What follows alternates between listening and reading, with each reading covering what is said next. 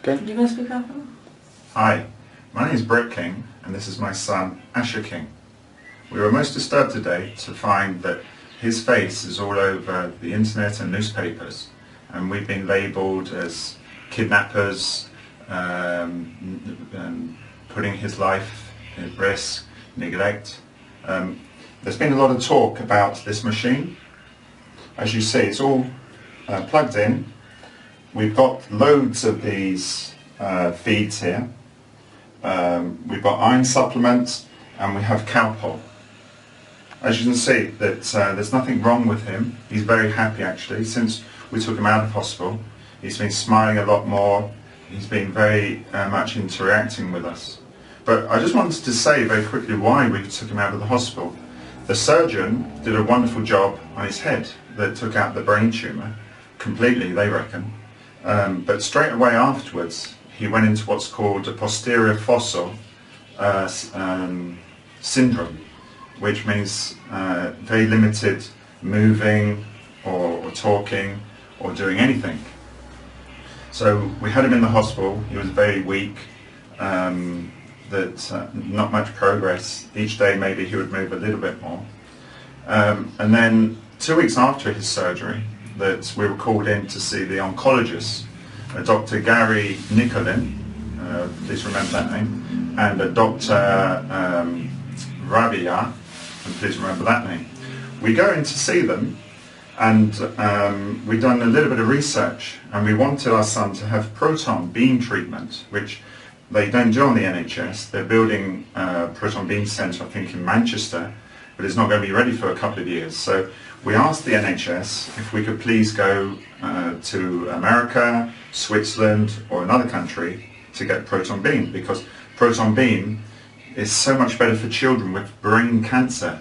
It zones in on the area whereby normal radiation passes right through his head, comes out the other side, destroys everything in his head. So we pleaded with them for proton beam treatment.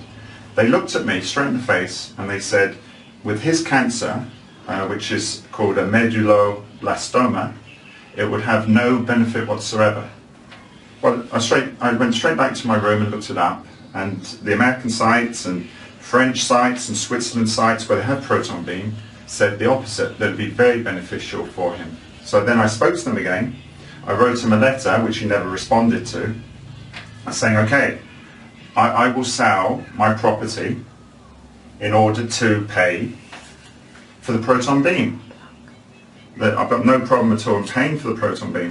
I contacted the Prague Proton Beam Centre, and they sent me an email which I passed on to Dr. Gary Nicholin, but he did nothing with it. He wasn't interested in that.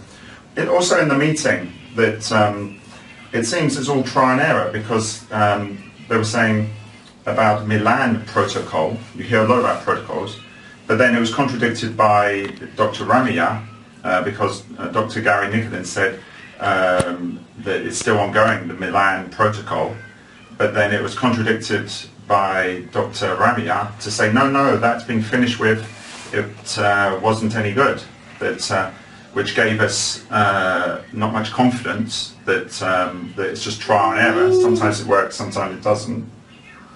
Then he came up with this other protocol saying we're going to give him a little bit of chemotherapy, radiation, and then chemotherapy again.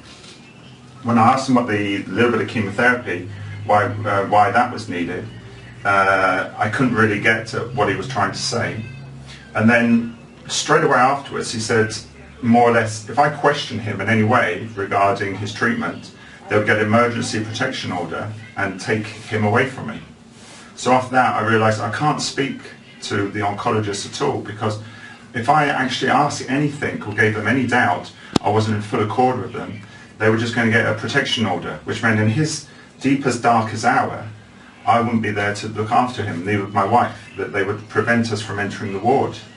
So under that such a cruel system, I decided to start looking at the proton beam myself. And I tried to get it, but they needed the MRI and X-ray reports from Dr. Gary Nicholin, who just ignored them. To this day, he hasn't done anything about that. So we decided to try and sort it out ourselves, but now we're refugees almost, that we can't do anything. The police now are after us, and the things we want to do to raise the money to pay for the proton beam, they've prevented it now. So my son is being treated, and he's doing fine. We're very happy with his progress. We're not neglecting him. He has everything that he had in hospital. He's not on any medication in the hospital. The only thing they made sure that he had feed, and we've got bundles of this feed, that Cowpole, if he had ever had increase, we've got their syringes, 60 mil, 10 mil and 20 mil syringes, so we can feed him as well as what they can do.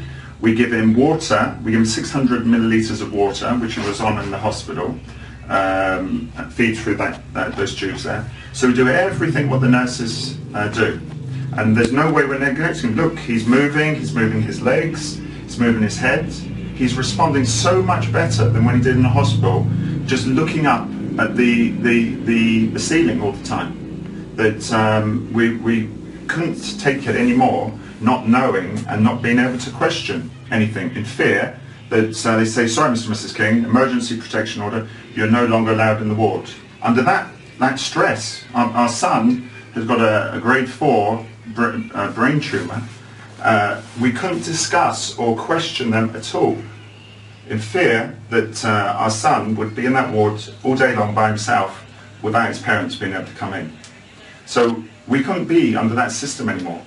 I've had to try and do it myself. I was going to get the money to pay for the proton beam therapy, but they prevented that now because the police in Spain are involved, and I can't do what I wanted to do. So I just please ask, call off this ridiculous chase.